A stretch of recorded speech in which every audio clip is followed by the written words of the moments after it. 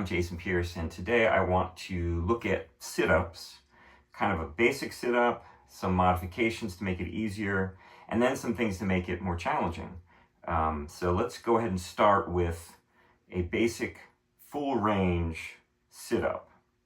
So, there's different ways to do sit-ups, and you've probably seen a lot of these. This is the way that I like to do it because it releases your abs in each direction and makes you have to re-engage them when you go back. That makes it a little bit harder. Also gives you more of an ab workout altogether. So you're going to go all the way down. You're going to touch your hands behind your head. This releases the abs this way. When you come back up, you touch your feet, and that releases them at the other side.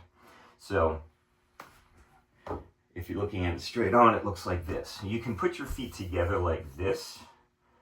So instead of up, you can do this. Gives you a little bit more of a stretch in here if you want to do that, which is kind of nice. So this is what this looks like.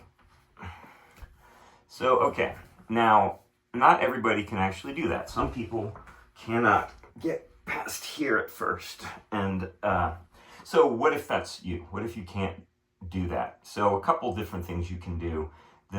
Probably one of the best things you can do is just do a negative. So get to this point and then slowly go down. And there's probably going to be a spot here where it's just going to go. You're just going to end up releasing. And then come up however you have to. Use your hands, grab your legs and pull yourself up. And then slowly go down like that. What this does is it builds this part of the muscle chain right in here and allows you to get the strength in here to be able to do this. The other thing that makes it easier after you've done that for, I don't know, a couple weeks, month, however long it takes to feel like you're strong in there, put weights on your feet or have someone hold your feet. And that makes it, again, that makes it easier because, so when you put the weights on your feet, it just makes it easier because you actually aren't using the abs quite the same way. There's strength in your legs doing it to help. Ideally, you don't want the weights there, but to start, that's a great way of getting there. Now, speaking of weights, you can add weight to your sit-ups and do stuff like this. Now, you can do that with one weight, two weights, big weights, small weights, whatever works. You can hold them here. Again, you can have your feet either way. I like doing this because then you get an arm workout also. And it also seems to do a little bit more range of motion for the abs as well. Okay, so those are ways to amp it up. You can use dumbbells, you can use a medicine ball, you can, anything you have that's just a little bit of weight. Like I said, one weight is fine. Kind of just adds a little bit. And you can always, when you're doing a workout, you can do a set with weight, a set without weight. So some other things you can do to amp up a sit-up workout is add twists in as you come up. Now be very careful with twists because you want to make sure you're up before you twist. And so you can have both come up, twist one way, twist the other way, or come up and twist both ways each time. Just to add some fun to it. Or you can do it with straight arms like that. One, or again, you can go both and then back down.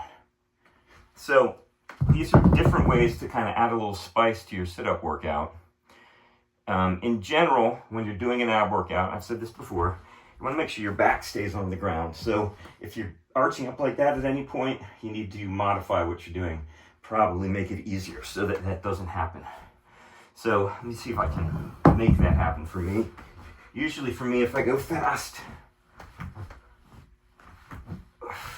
sometimes it happens. So you want your back on the ground. When your back arches in an ab exercise, you're putting too much strain on your lower back. And we always want to avoid putting strain on the lower back, especially in ab exercises, because they're more for the stomach, not for that. Your back is getting a workout doing this, but you don't want to stress it unduly.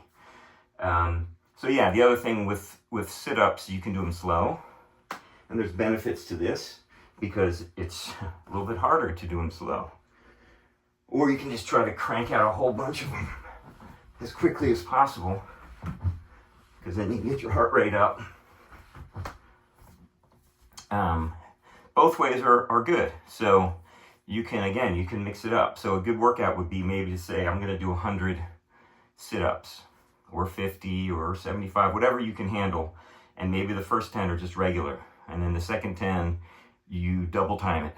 And then the next 10, you go very slow. And then maybe you pick up weights for the next 10. You can do different things for each set, just to mix it up. Yeah, and that's a really good way to do a sit-up workout. These are some options for sit-ups. Hopefully you found something you can use and enjoy. If you enjoy these videos, please like and subscribe. It really helps the channel out. Tell your friends, share them on social media, just anything to help would be great. And as usual, stay healthy.